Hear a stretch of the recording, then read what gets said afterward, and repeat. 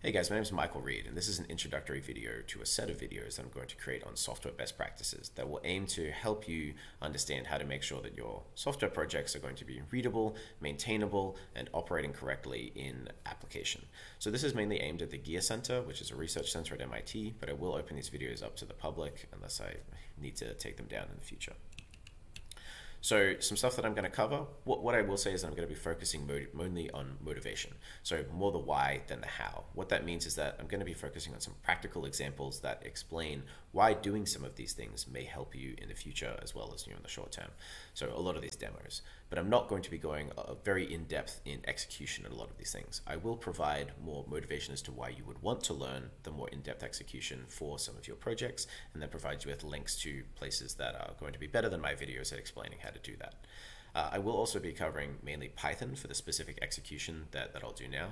I do know that a lot of people at the Gear Center use MATLAB, and I may cover that in the future. And a lot of these topics will be directly applicable to MATLAB, but the specific examples that I use on screen will generally be in Python.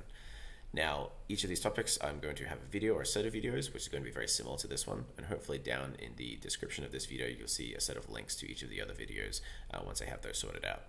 They will also be added over time, so you may see them all come up in the future. Each of these projects will have a Git repository where it is applicable, and those will have a link just in the description of that video as well. And one thing that I will just mention here is that if you're watching this video, it's probably because you want to learn a lot more, or you haven't been implementing some of these software best practices in the past. And I will just say that it is likely that you will dislike implementing this advice at first. But I will just say that it is a short-term gain versus a long-term gain. So I encourage you to watch through these videos to understand the implications of why you would want to do these things before you decide that it's something that you just don't want to follow through. So the next topic that I want to cover just in this introductory video is technical debt. And so what I mean by that is technical debt is generally when you decide to not put best practices into an engineering project in the short term, which allows you to do things more quicker, allows you to iterate more quickly, which is a very valid concern that you may have. But what that means is that in the future, you maybe have things set up such that it's very difficult for someone to edit, bug fix, or create new features on a project. And so it means that someone may have to spend a lot more time understanding this code that's very unreadable. Maybe they even need to rewrite whole sections that just aren't compatible with future development. And that's generally what technical debt is. And a lot of these software best practices are generally trying to avoid technical debt. So I will say that a lot of these methodologies, the rabbit hole in terms of what you can do goes very deep. And I mention that just to say that there will always be someone else, no matter how deep you go, no matter how pedantic you are in your software best practices, someone will always believe that you should be doing more. And my belief is that you need to strike a balance between the amount of work that you're performing now and the amount of technical debt that you're trying to avoid in the future. So that is to say that you can, for example, prototype a lot of your projects first without implementing some or sometimes any of these best practices, because you do want to go through that process of iterating things very quickly.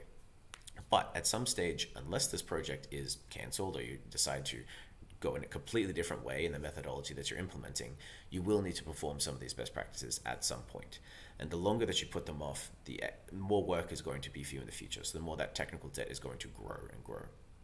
So that is to say that if you have a very large section of a project that you're prototyping and you decide that for speed you want to not implement any of these things, the longer you put that off, the more and more work that's going to be for you that you're going to have to do in one chunk. That is going to be quite frustrating. So it may make sense to instead break it up into smaller chunks that you complete and then perform some sort of best practices on and then move on to the next chunk.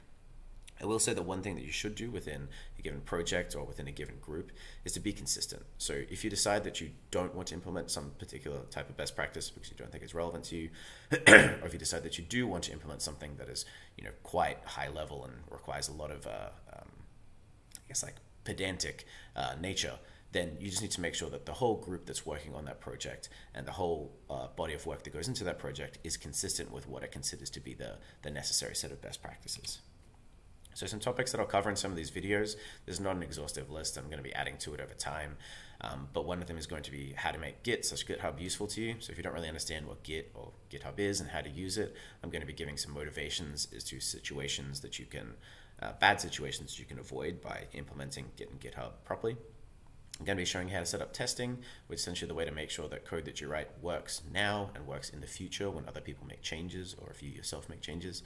I'm we're going to be covering things like typing, linting, and formatting your code to make sure that it's readable, to make sure that it's editable and understandable by other developers, as well as yourself in the future. Then also going to be covering virtual environments, containers, and dev containers, and generally just how to make sure that code and projects that you set up in your machine are reproducible in other locations, whether that's in production or whether that's with another developer, whatever it is. And then lastly, I'm going to be covering most of these things within VS Code, just because it's one of the most popular editors at the moment. It's what I personally use. And a lot of these things like linting, formatting, and testing are things that you can set up to automate and become very easy and quick to implement within VS Code. So that being said, I'm going to end this video here. Hopefully there should be links down the bottom to some of these other specific topics that might interest you. Drop a comment if you have a specific question, or if you're in the Gear Center, ask me something in the Gear Center Slack. Bye.